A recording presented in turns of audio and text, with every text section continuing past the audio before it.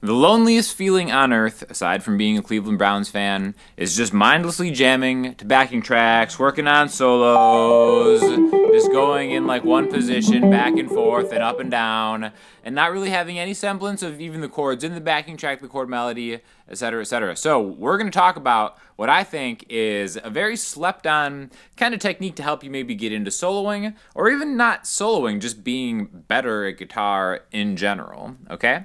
So what we're going to talk about today is going to sound like this as an example.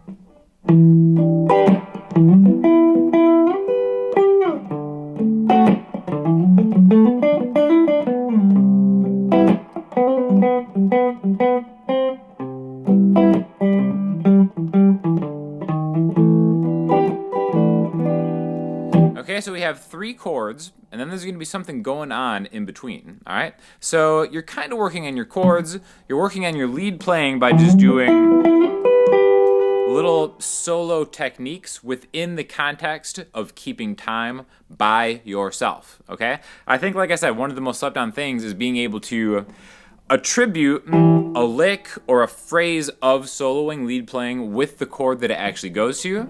So the nice thing about pairing it with the chord and doing it by yourself is you're working on basically everything at the same time. Your chords, your rhythm, your timing. Rhythm and timing are probably the same thing. I don't know why I said both of those at the same time. And then your lead playing and just really dexterity. Everything is worked on at the same time. And it's going to sound great on a Guild Surfliner. This video is sponsored by Sweetwater and Guild. This guitar is actually under $500, probably like one of the best under $500 guitars I've ever played. And we're starting out with an E minor chord. I will have an affiliate link in the description for this guitar if you're interested. I think it looks great, sounds great. Guild's a great company. But the chords are going to be E minor, D, C. Okay? So you can see this as being a 6-5-4 in the key of G. You don't even have to look at it that way because everything we're going to do is going to be dependent on the chord that precedes it. All right, so I'm actually going to play it as an E minor 7. You can play it as an open E minor. We'll do this a couple different ways. So no matter what level you're at, you can maybe take something from this lesson. So just stay tuned and stick with it. But the first one we're going to do is going to be my favorite E minor 7 chord voicing is the one where it's just basically the 7th fret. Our E note is the 7th fret on the A string. And I'm going to hammer on my ring finger from 7 to 9 on the D string and my middle finger from 7 to 8 on the B string. And that G string will be the 7th fret too, okay? Or you just play it 7, 9, 9, 8 if you want, but I like that. That's going to be establishing the chord first. E minor. Then, okay? So what this is essentially an arpeggio, all right? Arpeggios are great for spelling out a chord and knowing the notes within that chord and how to find them, all right? An E minor is an E, a G, and a B, and then a D note for an E minor 7. But we can spell this chord out using notes from either the E minor scale, however you want to look at it, but going through 2 octaves. What that means is if I wanted to play this chord one note at a time, I could do it like this. Okay? I have an E, a G, a B, another E, another G, and another B. And you can do this for any minor chord that is rooted on the A string, okay? So, we've got this chord.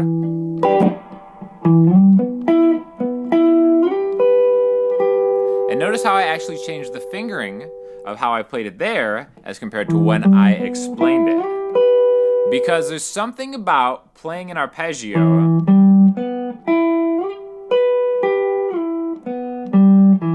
forward and backward that sounds a little less musical. It's a great exercise, it still sounds good, but I think it sounds less musical. So when we do something like this,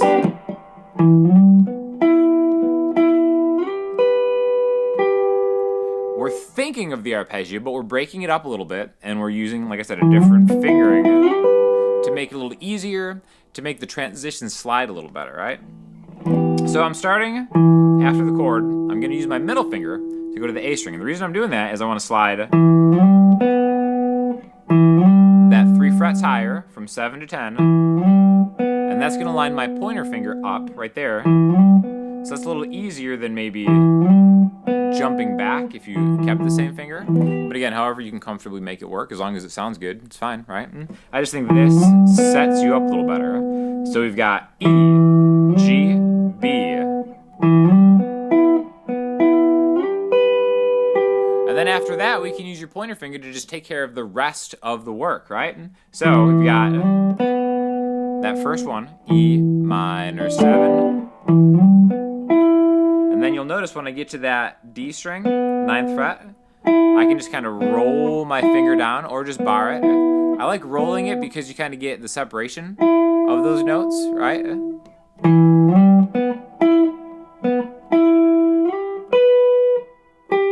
So see how I just did that twice? And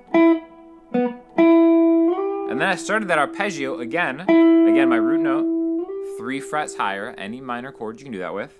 And then now for the B string, 12th fret, and back. So all together, E minor 7. Okay, so that takes care of that spot in the chord progression, right? We're gonna go to D in just a second, but I wanna do an open E minor and do the same thing in a lower register, just so, you know, if these bar chords are a little too hard for you, try it up here. It's always good to know, right? And again, open E to A to D, open all the way down. Just probably the first voicing that most people learn for E minor. That first part is the exact same thing. Open, 3, 2, 2 is the exact same thing as.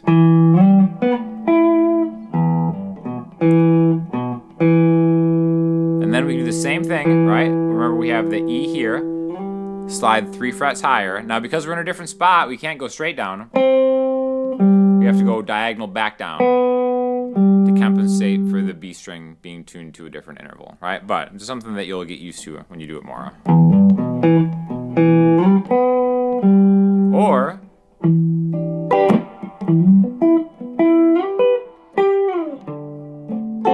and the nice thing about ending down here is you can bring it back to the 5th fret on the A string for our next chord, okay? This is gonna be a D major chord, a D7, the way that I'm playing it.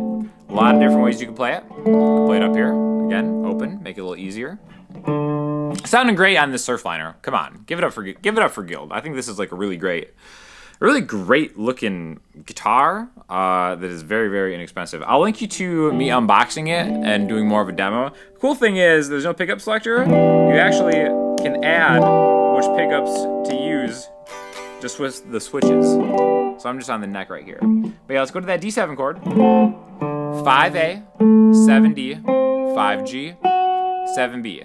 Now, this next kind of line, you can still think of it as an arpeggio. I'm just thinking of it as something coming from a scale, but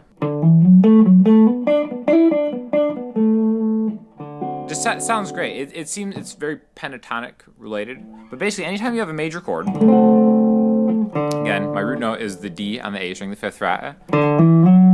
Now this is a major chord, so I want to go 2 frets higher and then another 2 frets higher. The nice thing about this is it lines you up perfectly with this super symmetrical shape, where it's just a whole step apart on the A, D, and G strings. So D7, and then do whatever you want with these notes, right? Do it in time, like.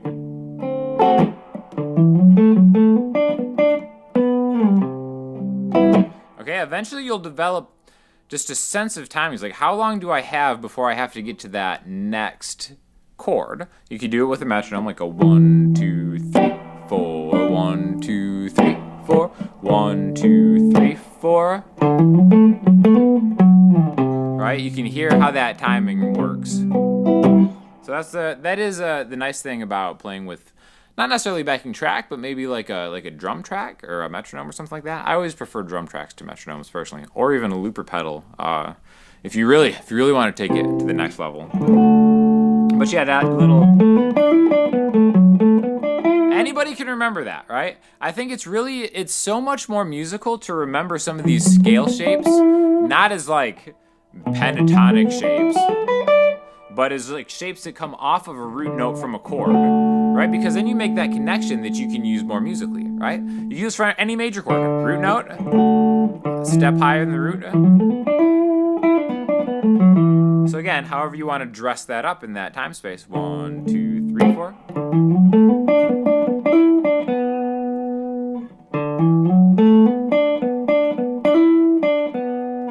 A string, 3 notes. Then I'm kind of getting this hammer on. What's better than that? That whole step hammer on to the next string down, back to the root note. No, that's the best sound in guitar music. Am I right?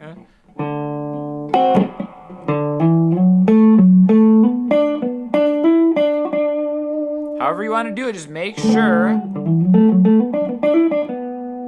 you do it in time and then line up the next chord. The next chord being a C major 7. Now before we get to this chord, let's do it open on that D, right? Here's open D major, 2 on the high E string, 3 on the B string, 2 on the G string.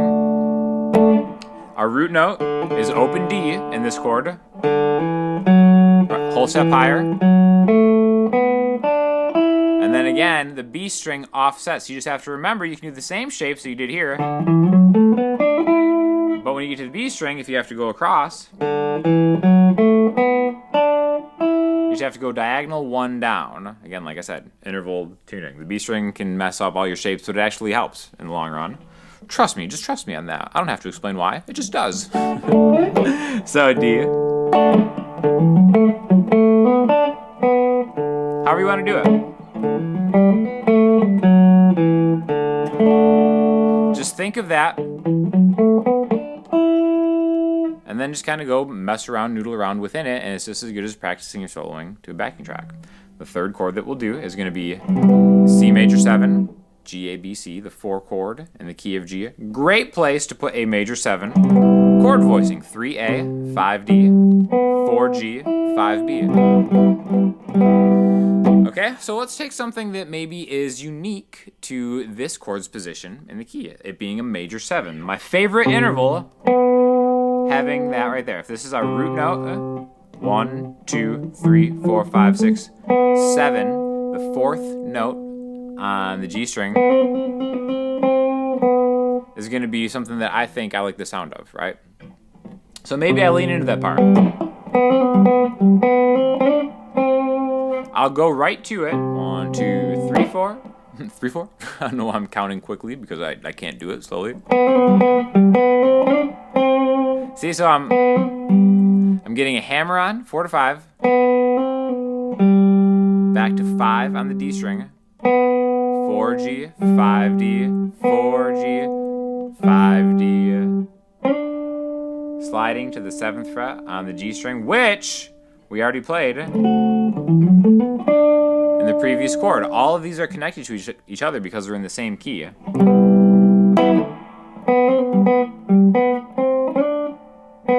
then I'm ending on that note, that B note, the 4th fret on the G string, because I'm trying to emphasize what's cool about that chord, what I think is cool about that chord.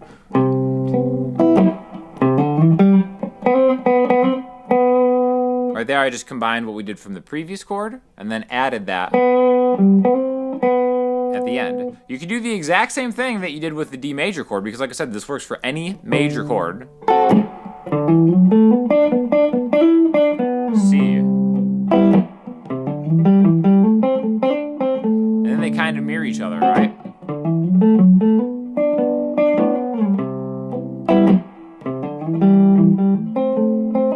E minor. B major. C. Play that C twice. Right? So you can kind of see how this fluidly goes through. Even if you were to do it with the open chords, E minor to the D, C,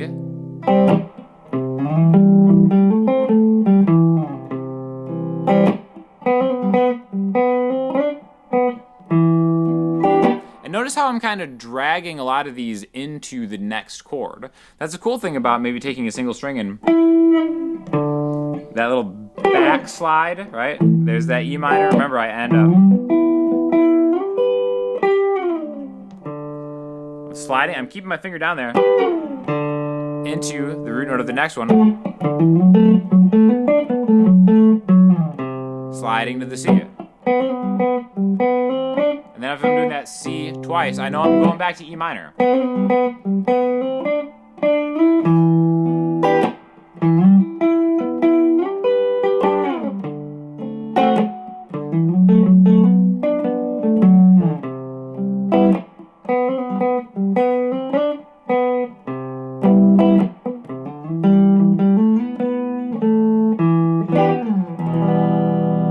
Okay, so I think just having those connections and connecting them all together is a great way to think about it. You can do this, like I said, open chords, minor chords. And the great thing about it is these shapes can apply to anything that you'll find out. If you could do a totally different key, let's do something a half step higher. Everything moves.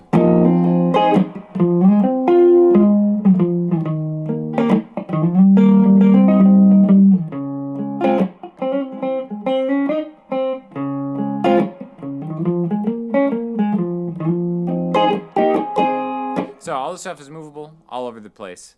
It's going to sound great on a Guild Surfliner guitar. I think, like I said in the unboxing video, I think my favorite setting, I mean, I always think the neck is the best setting on every guitar, but I'm trying to be a little edgier. Add that bridge.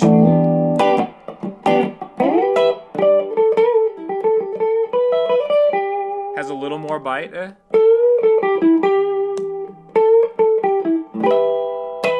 think it sounds cool. I have the tone rolled off a little bit too, so it's not super crunchy. But yeah, check out the affiliate link to Sweetwater. I'll get all your stuff from Sweetwater through that link if you want to help your boy out, because they're the best company on earth. And if you have any questions or comments, leave them in the comment section, Instagram, Twitter, or the website. I'll talk to you all soon. Thanks a lot.